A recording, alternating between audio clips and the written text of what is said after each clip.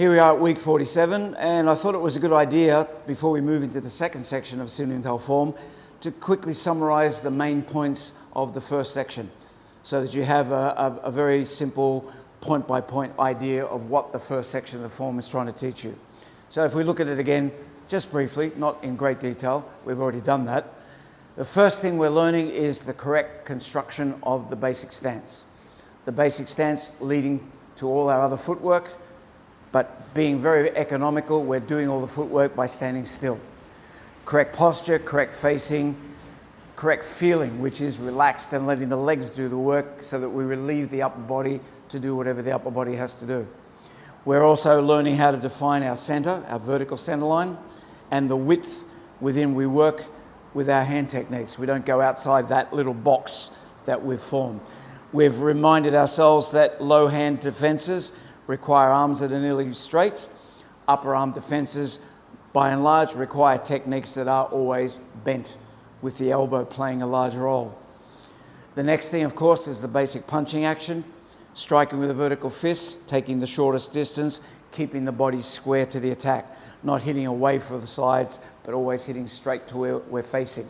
If we're not facing, then we need to face as we throw the punch. But within the form, there's no movement, so everything is directed straight forward. Shortest distance to the target. Then we've got the Tan Sao action, the Fuk Sao action, Hyun Sao and Wu Sao, the four very important ideas in this section of the form, which we've looked at in quite good detail. But quick summary, Tan Sao is helping us learn to tuck the elbows in to help develop a structure which gives a way to learn how to do Lat Sao Ji Chung, the springy hands, and also teaching us how to protect the outside of the arm.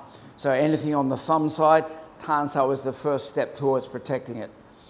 With Fuk Sao, we're protecting the inside line. This is a basic biological shape which allows us to turn the hand off, turn the forearm off and relax, so that we can get the elbow and the forearm as near to the center as possible. Again, like Tan Sao, by tucking in, it's giving rise to that Lat Sao Ji Chung, the springy energy. And it's also reminding us that this is the most important hand. By doing it 3 times, we're being reminded how crucial this hand is.